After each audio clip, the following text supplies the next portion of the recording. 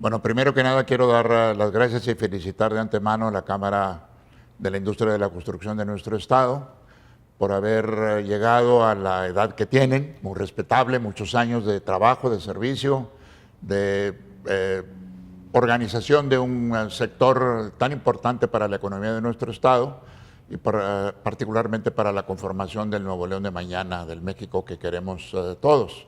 Respeto mucho a los constructores. En mi vida privada como empresario siempre he estado relacionado con la industria de la construcción, de manera que admito y respeto a los constructores de este Estado. Como sabemos, el desarrollo de cualquier Estado depende mucho de su infraestructura física, y pues son los constructores quienes son los responsables de materializar esa estructura física dentro de una planeación del Estado, dentro de una planeación gubernamental, que en mi caso, por la convicción democrática que tengo, pues estos temas de la planeación siempre ocurrí mucho a la sociedad civil, a los hombres y las mujeres de este Estado, a los profesionales en la materia, con el propósito de avisorar el futuro y ver qué es lo que necesitábamos. Una de las necesidades fundamentales que yo encontré cuando llegué a la gobernatura del Estado, ya la conocíamos porque ha sido hasta la fecha tema de nuestra historia, de nuestro desarrollo, es las inundaciones que tiene la zona metropolitana de Monterrey con motivo del régimen de precipitaciones pluviales que tenemos y la zona física donde está asentada la capital de nuestro estado, Monterrey, con los municipios conurbados, que es una urbe ahora gigantesca de más de 5 millones de habitantes. A mí me tocó alrededor de 4 millones de habitantes, de cualquier manera ya era una gran urbe. Y como sabemos históricamente el río Santa Catarina, que era un río que administraciones anteriores, gobernadores, particularmente Morones Prieto, Rangel Frías, habían canalizado en ciertas precipitaciones pluviales con volúmenes excedentes, se desbordaba con graves daños humanos y materiales. Encontré estudios realizados por administraciones anteriores, por técnicos muy especializados en ingeniería hidráulica, y encontré que la solución recomendada era la construcción de una presa ahora denominada rompepicos, de manera de contener el flujo de agua almacenado en la Sierra Madre, atrás del Cerro de la M, como la conocemos coloquialmente aquí en nuestra región. El que fue mi secretario de Obras Públicas, el arquitecto Oscar Bulnes, que recientemente falleció y que muchos lo extrañamos en esta comunidad, fue ciertamente el promotor, no solo desde el punto de vista humano, sino desde el punto de vista técnico, para convencerme que no batalló. Él y yo estábamos en la misma convicción de la necesidad de esa infraestructura, sino aglutinar los recursos financieros y los recursos tecnológicos para materializarla. Y una de mis grandes satisfacciones es de que pudimos realizar esa obra que ha demostrado con los años ser de gran beneficio para la comunidad. Ya nos ha tocado en 2 o 3 ocasiones con motivo de ciclones. Estamos en una zona donde en promedio cada 20 años ciclones de la zona del Caribe llegan hasta nuestra comunidad regiomontana, precipitan sus lluvias en esta mancha urbana, ocasionando los destrozos a los que he hecho referencia. Y gracias a la construcción de la cortina rompepicos se evitó esa desgracia que en promedio cada 20 años asolaba a nuestra zona metropolitana. Y gracias a la comunidad de constructores, a esta cámara que los aglutina, fue que tuvimos la solución a ese ingente problema y tradicional problema de nuestra comunidad. Es una de las obras que recuerdo, es una de las necesidades que encontré, como usted me lo pregunta, cuando llegué al inicio de mi responsabilidad como gobernador del estado. Quedó una pequeña parte para terminar por la administración posterior del licenciado Natividad González Parás. Yo soy de la convicción, como me tocó, que los gobernadores no iniciamos ni terminamos la historia de Nuevo León, ni mucho menos. Nos toca una responsabilidad de 6 años y nuestra responsabilidad, así lo tengo yo por convicción y así lo hice, terminar las obras que por distintas circunstancias las administraciones anteriores iniciaron y no habían terminado, cosa que que realicé y las que yo tenía en proceso de construcción y que no estaban totalmente terminadas, se continuaban, ¿no? La vida de Nuevo León no tiene que estar circunscrita a sexenios. La vida de Nuevo León no tiene un principio y un fin, es un acontecer histórico sin fecha de caducidad, de manera que el gobernador debe de conducir el proceso. Y efectivamente, pues así fue en varias de las obras que recibí no terminadas y dejé algunas en proceso y no tengo ninguna queja ni mucho menos, porque además no son mis obras, ¿verdad? Son las obras del pueblo de Nuevo León. El gobernador simplemente conduce un proceso, aglutina recursos financieros, tecnológicos, humanos, materiales, etcétera, para que esto se convierta de una idea a una realidad, pero es su responsabilidad. Los autores somos todos los nuevoleoneses. Otra de las obras importantes de Nuevo León, repito, independientemente del gobernador que las haya iniciado y que las haya terminado, le tocó iniciarlas al gobernador Sócrates Rizo, continuadas por el gobernador sustituto Benjamín Clarión, y a mí terminarlas, es el túnel de la Loma Larga, una vía adicional de comunicación entre los municipios de Monterrey y de San Pedro, que con el crecimiento de la población y el tráfico entre ambas municipalidades, pues demandaba vías adicionales a las existentes. De manera que era una obra pública necesaria, con una muy buena ingeniería, con una muy buena manufactura. Me tocó pues terminarlas y pagarlas con cargo a los presupuestos de los cuales me tocó ser el responsable. Pero repito, es una responsabilidad que tenemos todos. En obra física, no recuerdo con precisión, tal vez el 10% fue lo que se materializó en mi sexenio, y en cumplimiento de obligaciones financieras derivadas de su construcción, tal vez el 40-50%, pero no es el caso. Lo importante es que la industria de la construcción, sé que es el enfoque de esta entrevista, contribuyó con su esfuerzo, con su capacidad. Una de las cosas, a diferencia del ahora gobierno federal, es que aquí el gobierno reconoce que su responsabilidad es gobernar y que es al sector privado, los empresarios y los trabajadores, que les corresponde trabajar, crear en la industria de la construcción las obras públicas y privadas que requiere nuestra vida en comunidad.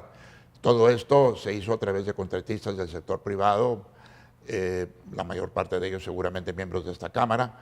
Eventualmente han realizado parte de la obra pública constructoras de otras entidades federativas o inclusive de otras naciones en complemento a la extraordinaria capacidad que existe aquí.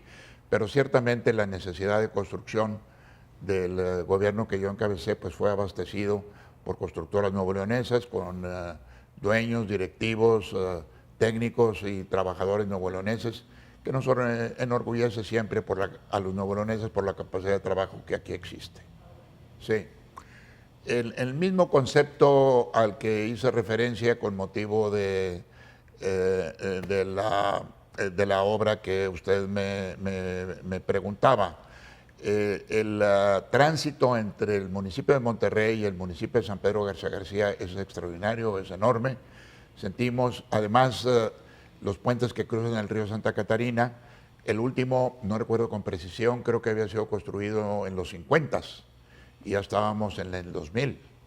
Entonces necesitábamos ciertamente puentes adicionales sobre el río Santa Catarina, y concebimos una obra también promovida con un extraordinario empuje y con una gran capacidad creativa, tanto como arquitecto, que era su profesión, como por el equipo de ingenieros civiles que colaboraban con el que la encabezaba Oscar Bulnes en la secretaría de la cual él fue responsable, la de Obras Públicas.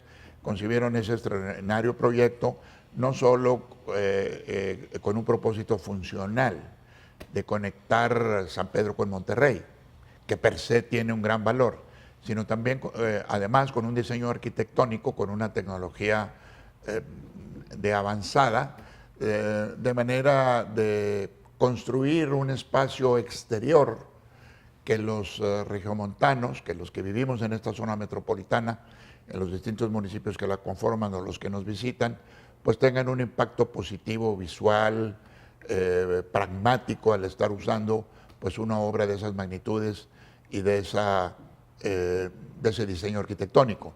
Como cualquier diseño arquitectónico de avanzada, generó algunas opiniones en contra, hay gente que no le gusta, yo respeto, en gusto se rompen géneros, como dice el dicho, pero creo que en términos generales fue muy bien aceptada desde el punto de vista de equipamiento urbano y algo que conforma la personalidad de nuestra zona metropolitana regiomontana y además que da un servicio tan importante. Ahora estamos en una crisis de movilidad, de conectividad, porque el número de automóviles pues ha rebasado la capacidad conductiva de las vialidades existentes en nuestra comunidad.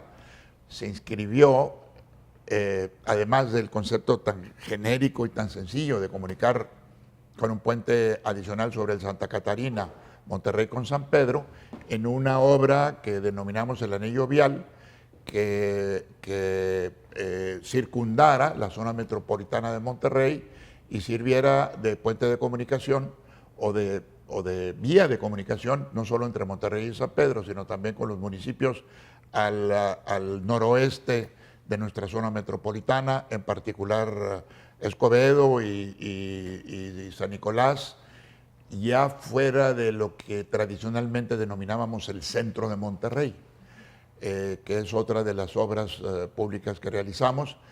Como usted sabe, estas vialidades son complejas porque hay que trabajar sobre zonas urbanas ya construidas y hay que irrumpir en áreas ocupadas por calles más estrechas, por edificios de distintas naturalezas, algunas de oficinas, otros comerciales, otros fabriles, algunos de servicios públicos, escuelas, hospitales, etcétera. En fin, es un reto a los profesionales de la construcción diseñar obras de esta naturaleza. Además, en aquella zona del poniente de la zona metropolitana de Monterrey, donde, como sabemos, hay la montaña de las Mitras, que fue necesario cruzar posterior ya en el municipio de Monterrey, como complemento a la construcción del puente atirantado, y lo logramos.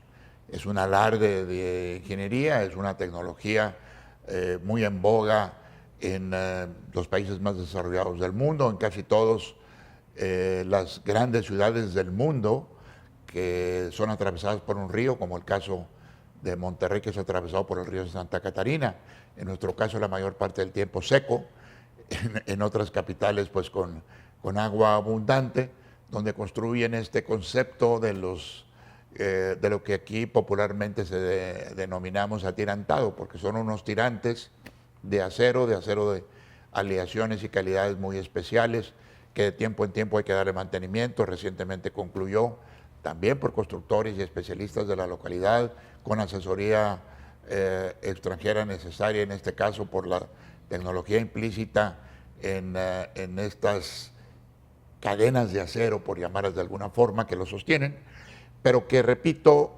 son elementos arquitectónicos que complementan la funcionalidad y la capacidad de servicio de una obra pública como es el puente atirantado.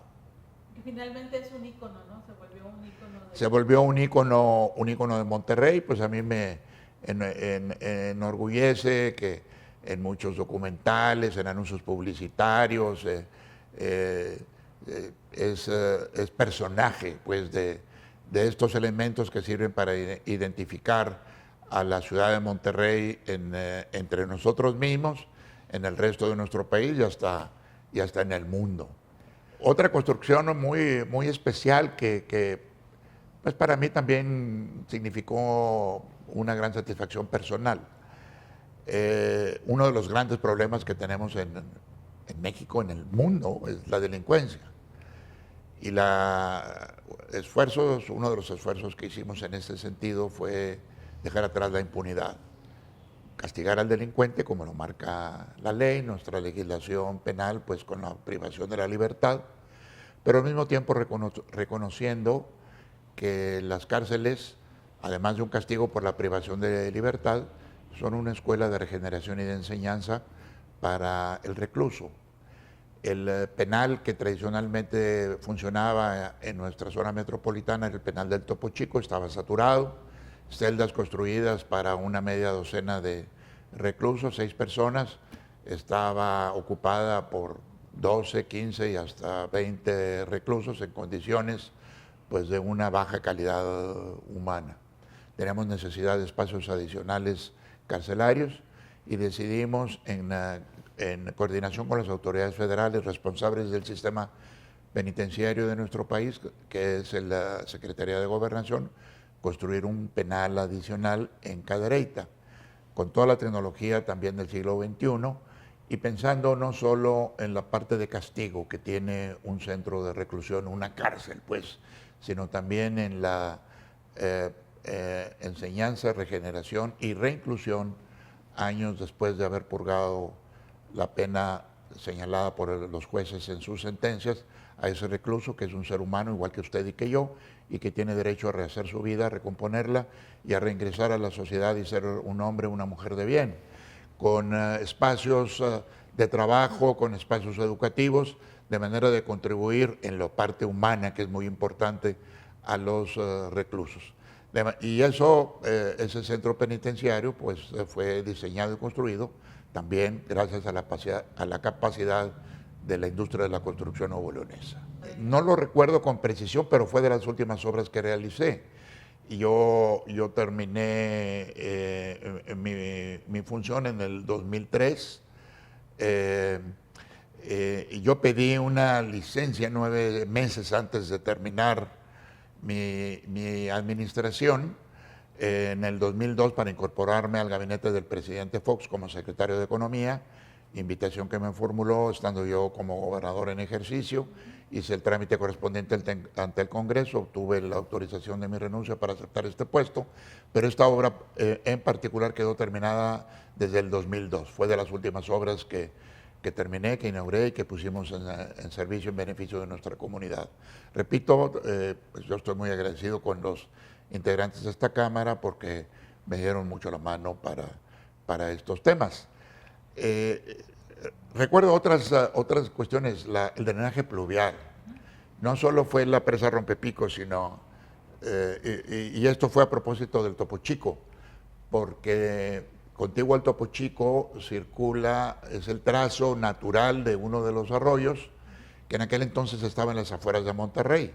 Con el crecimiento de la zona metropolitana de Monterrey, el Topo Chico, un arroyo que se deriva de los escurrimientos del Cerro de las Mitras, pues se terraplenó, se llenó de cascajo, de basuras, se construyó sobre él y hubo necesidad de restablecer esa vía natural de desfogue de agua, haciendo unas obras muy complejas de drenaje pluvial con el propósito de conducir esas aguas que en forma natural caían sobre el Cerro de las Mitras y que al encontrar taponeado su cauce natural, que era el arroyo del Topo Chico, pues ocasionaban serios daños humanos y materiales a las colonias del noreste de la zona metropolitana y con este drenaje pluvial, obra pública, obra civil extraordinariamente compleja, pero repito, existiendo aquí una gran capacidad de construcción, pues fue una de las aportaciones importantes de mi administración, siempre soportado por esta capacidad de los constructores de nuestro Estado para poder materializarla y que la vida de nuestra comunidad pudiera transcurrir en paz y permitir un desarrollo tal vez ya demasiado grande. Ya no es, ustedes son mucho más jóvenes que yo, pero recordamos un Monterrey pues que nos podíamos ir a pie de nuestra casa a la escuela, al cine, a las casas de los amigos, a los parques, y ahora pues necesitamos del transporte con los problemas correspondientes, ya una ciudad muy grande, pero bueno, pues así son los crecimientos, es un reto que tenemos actualmente y que seguramente los responsables actuales de la planeación del desarrollo urbano y los que tienen la capacidad de ejecutarla, esos planes, esas ideas que de la mente se traduzcan a realidad, pues son los constructores de nuestro estado.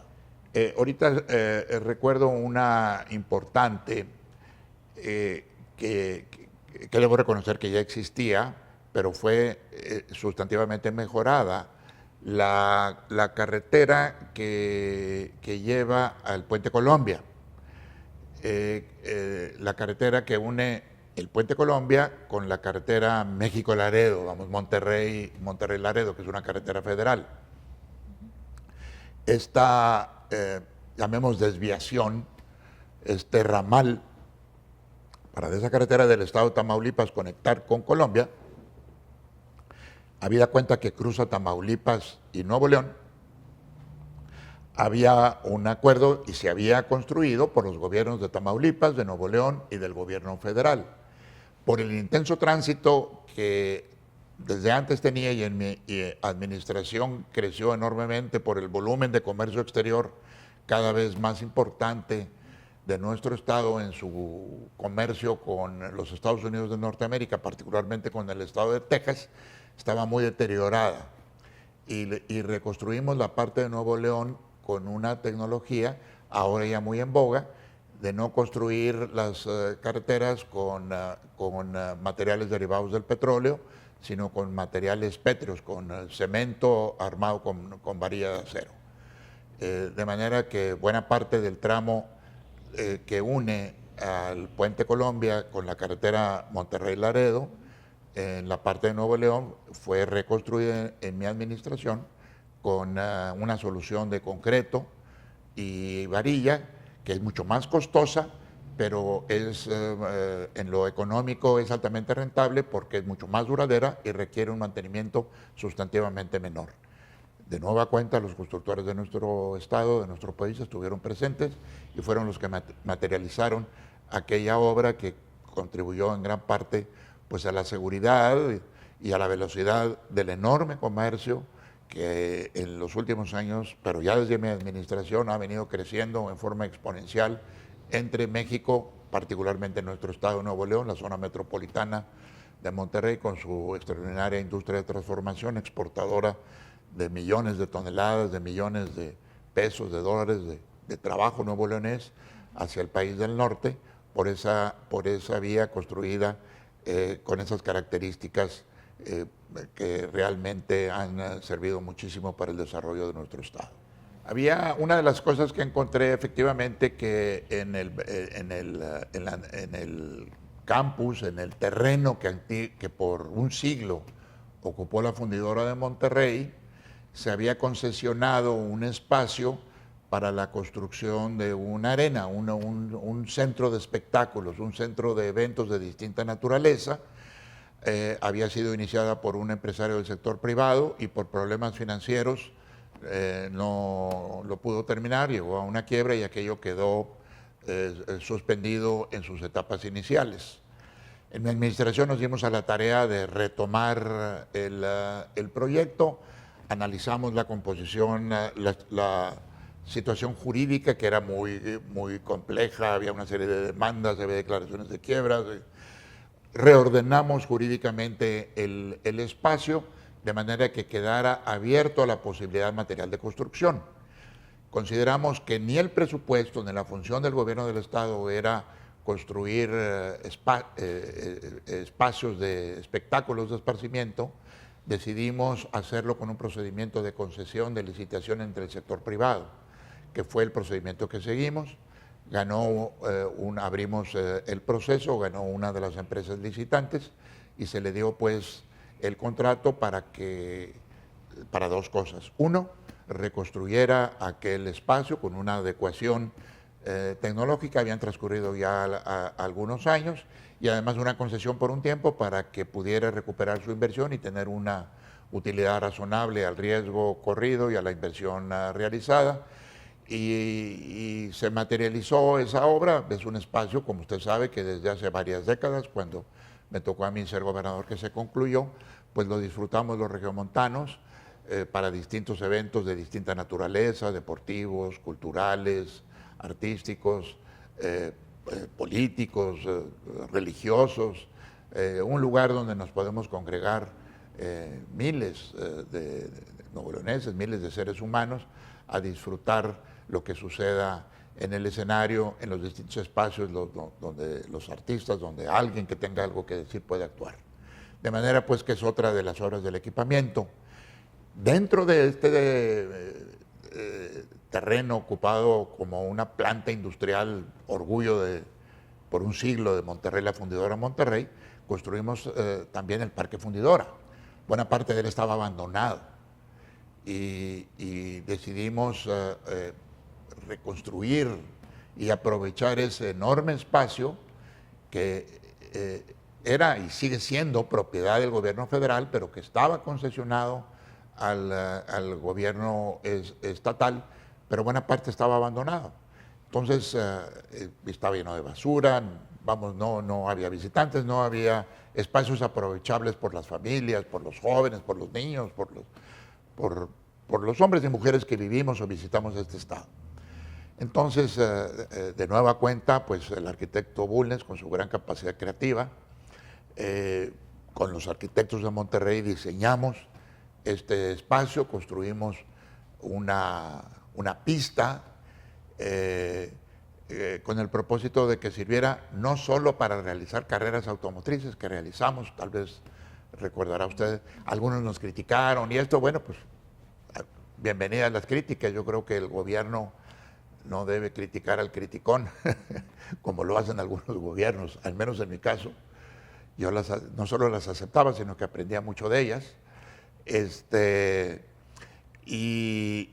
Pero no fue lo único que hicimos, ni mucho menos. Restauramos la arborización, sembramos no recuerdo cuántos miles de árboles y establecimos otros espacios en antiguas naves industriales, construimos espacios para conciertos. Recuerdo que uno de los primeros concertistas fue el ingeniero Carlos Prieto.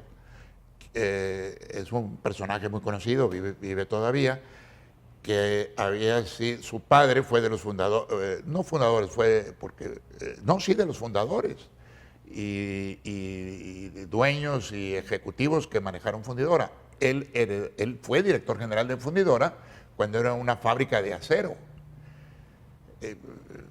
Vienen los problemas financieros de esta empresa, el abandono, la reconstrucción, y una de las naves industriales la reconstruimos como un teatro. Y el primer concierto, ahora convertido él de un empresario industrial en un concertista de cello, dio el primer concierto. Y muy emocionado al término de su concierto quiso decir unas palabras y dijo, jamás en mi vida me hubiera imaginado lo que iba a pasar con este espacio y con mi vida. Años atrás yo aquí tomaba decisiones de una fábrica de acero y ahora ejecuto o practico mi arte de la música tocando un violonchelo frente a ustedes. Tuvimos pues los nuevo-leoneses esa capacidad de convertir un espacio industrial en un espacio de recreo artístico, es un pulmón de Monterrey que tanto necesitamos, y fue pues también de nuevo obra, lo que ahí se realizó pues de la industria de la construcción nuevo-leonesa. Dentro del Parque Fundidora había varias naves industriales, había algunas casas de ejecutivos que ahí vivían, había algunas oficinas. Algunas habían sido ya tiradas, sobre todo hacia la escuela Adolfo Prieto, que algunas podrían haber tenido algún valor arquitectónico, pero habían sido destruidas. Lo que encontramos, lo rescatamos todo, porque así como preservamos con mucho orgullo la pirámide del Sol y la Luna en Teotihuacán, nuestras ruinas arqueológicas de la cultura teotihuacana o de la cultura maya, pues estos son reservas, son legados arquitectónicos de la industria de finales del siglo XIX, principios del siglo XX, que tienen un valor histórico, un valor de enseñanza. Los reconstruimos, los preservamos, algunos de esos espacios que fueron salvables, algunos están convertidos en cine, la Cineteca, Alejandra Rangel, en paz descanse, que fue la directora de de los movimientos, de los programas artísticos, del arte, del gobierno del Estado, de la comunidad, en uno de esos espacios construyó una cineteca, en otros hay salones de conferencias, salas de exposiciones, hay distintos espacios con distintas aplicaciones, pues, de manera que existe la pista, que ya no hay carreras de automóviles, pero hay muchos mexicanos, muchos nuevo-leoneses, niños que van ahí con sus triciclos, con sus bicicletas, con sus pies a correr, a ejercitarse. Es un parque público donde hay seguridad, donde hay la mayor arborización que se permite en una zona semidesértica como la nuestra, tan caliente y tan seca como este verano que acabamos de pasar. Pues ahí la arborización resiste, ha resistido y seguramente resistirá. De manera pues que se hizo con ese enfoque ecológico también, el aprovechamiento de esos espacios que afortunadamente ahí están. Y repito, de preservar un legado histórico tan valiosos, con otras características, por supuesto, de los industriales que concibieron una idea a finales del 19, principios del 20, como fue la fundidora, como los habitantes prehispánicos de nuestro país en la Gran Tenochtitlán o en la península maya, en la península yucateca, donde hay tantos vestigios de la cultura maya que construyeron tal vez con el mismo fervor y con el mismo entusiasmo que estos nuevo-leoneses de cuño relativamente reciente, de hace siglo y medio, nos legaron ahí en lo que ahora llamamos el Parque Fundidora. Mire, hay unas obras que casi no tienen realce público, a veces ya ni el gobernador va a inaugurarlas, en mi caso trataba de ir a todas, que son tal vez las más importantes, son las escuelas. ¿Y por qué son las más importantes? Porque todos nosotros, aquí estamos 5 personas, gran parte de nuestra vida la debemos a nuestra educación. Y nuestra educación la recibimos en 2 lugares, en nuestra casa, con nuestros padres, nuestros hermanos, nuestra familia, y en la escuela, con nuestros maestros, con nuestros compañeros. Le debemos tenemos una gran deuda con nuestras escuelas, algunas de ellas feas, mal construidas, mal mantenidas, etcétera, pero que ahí estuvieron para cuando nosotros éramos escolarios, ahí están para nuestros hijos, nuestros nietos.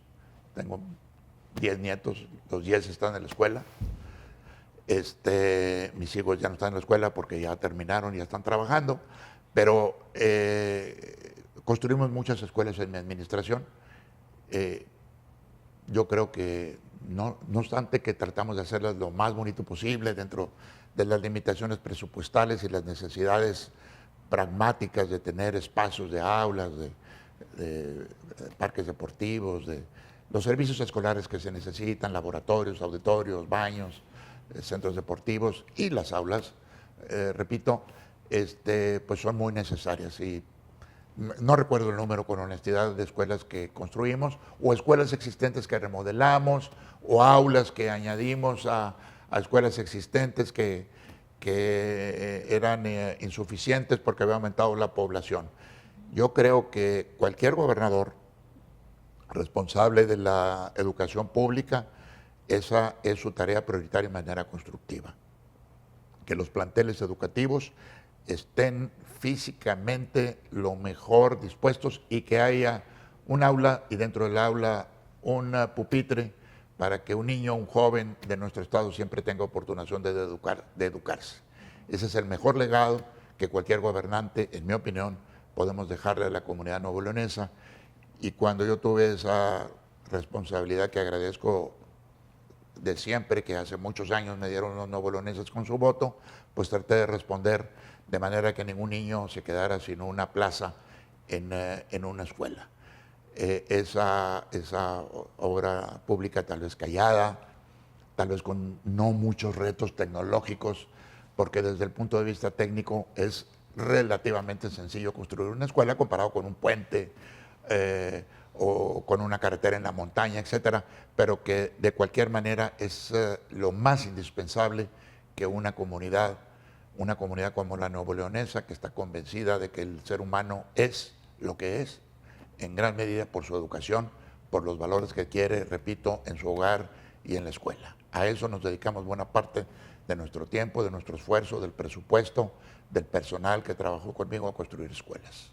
Pues mire, es una gran satisfacción. A mí no me tienen que agradecer nada. Yo estoy en deuda porque me dieron esa oportunidad de haber contado con gente tan valiosa, no solo como Oscar Bulnes, que ahora todos le reconocemos. Hace poco se le hizo un homenaje muy merecido, pero independientemente de eso, lo más satisfactorio es que cumplimos con nuestro deber y nos queda pues esa gran satisfacción.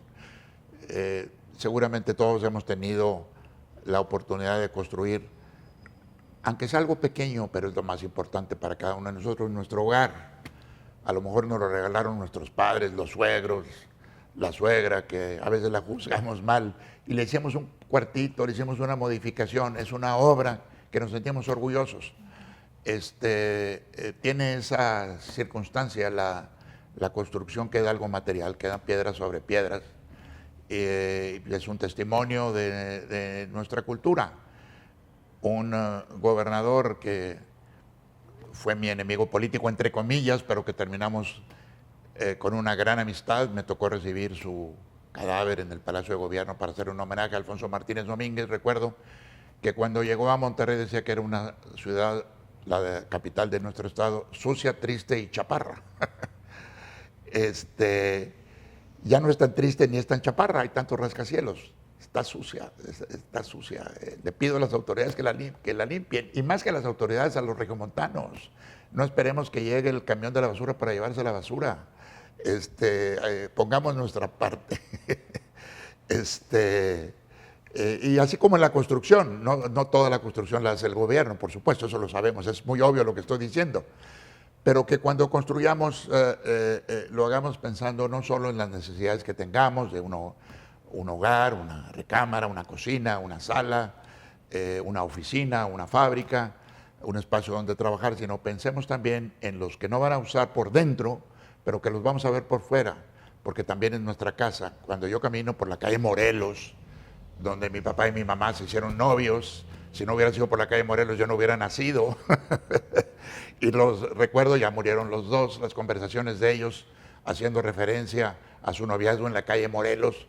Pues no vivían en la calle Morelos, pero transitaban por la calle Morelos, y las paredes de aquellas tiendas, aquellos lugares que frecuentaban, pues fueron parte de su vida que los arropó, y eso lo hicieron los constructores. Y los constructores permitieron que mis padres disfrutaran aquello, se enamoraran, y de ahí nacimos 4 hijos, yo uno de ellos, de manera que es parte de la responsabilidad de los constructores.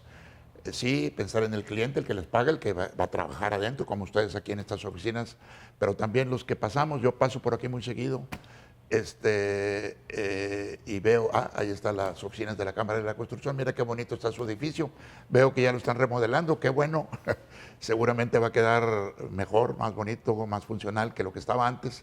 Así, poco a poco, pero constante, vamos construyendo una ciudad, vamos construyendo el mundo que nos ha tocado vivir y que tenemos responsabilidad de hacerlo para legárselo mejor a nuestros hijos que como lo recibimos de nuestros padres.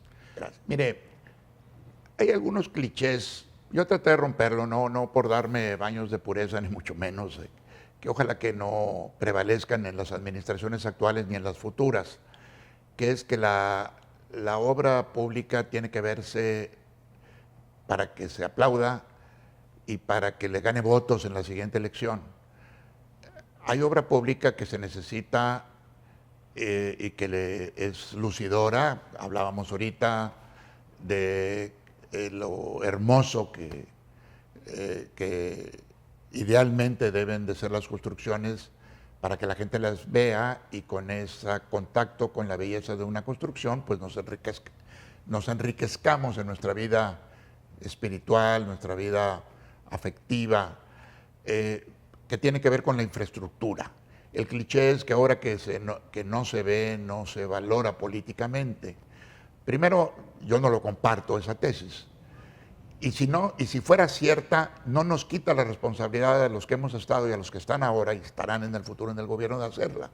Me refiero a obras como el drenaje, ¿verdad?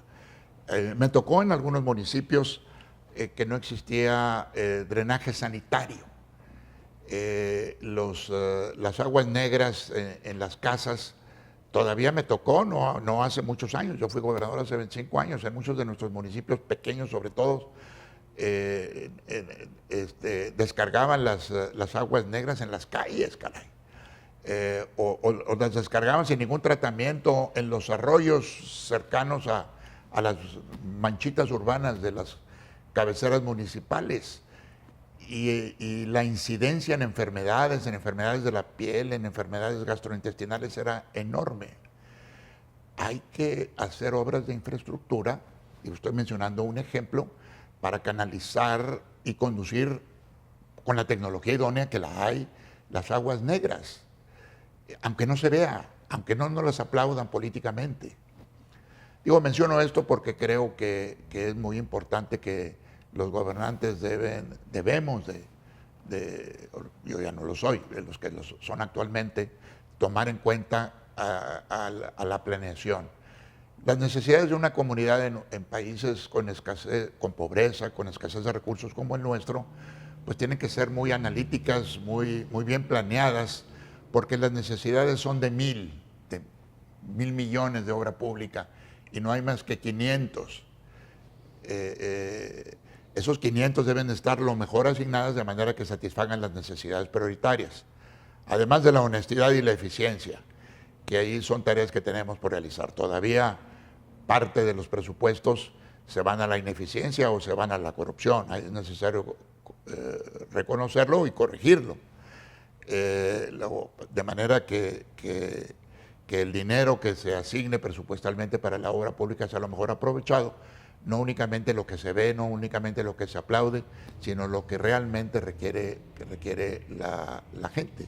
Yo mencioné un ejemplo, el del drenaje sanitario, que seguro estoy que en muchas, no solo en los municipios de la zona rural, sino aún en la zona metropolitana no existen en forma adecuada, en forma suficiente.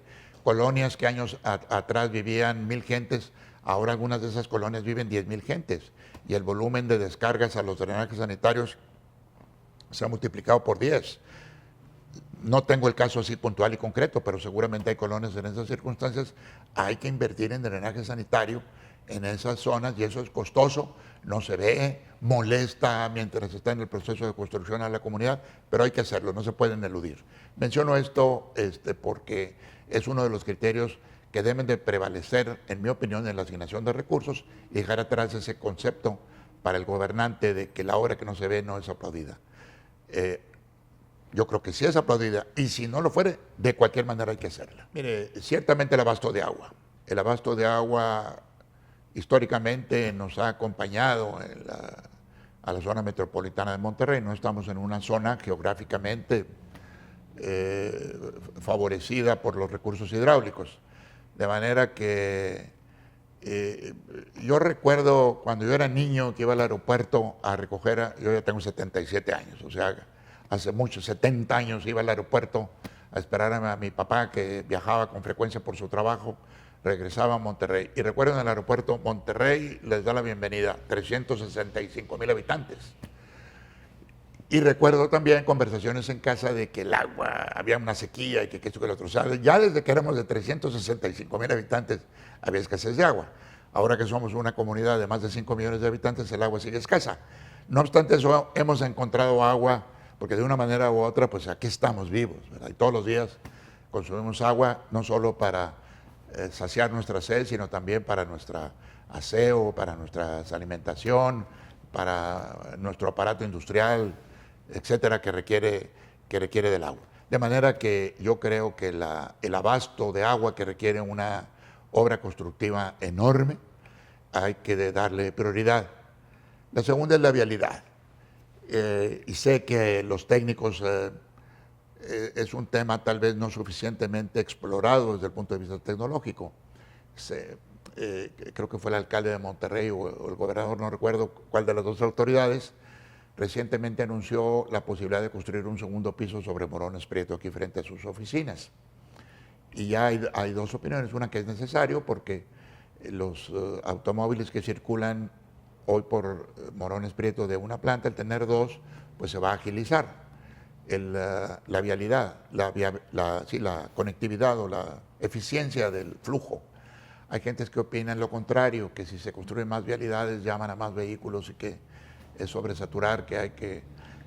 yo creo que hay un poco de verdad en las dos cosas, porque la que se requiere es hacer más eficiente el transporte público, de manera de que menos personas utilicemos el automóvil individual o el automóvil utilizado por dos o inclusive una familia completa, que nadie, salvo los domingos, utilice el automóvil para mover a toda la familia. Por las actividades propias, las familias nos movemos en sentidos diferentes, uno trabaja, el otro estudia, el otro tiene que ir al norte de la ciudad y el otro tiene que ir al sur, pues su transporte es diferente. Difícilmente una familia tiene un patrón de transporte idéntico, salvo los fines de semana que conviven en un plan de paseo más diferente.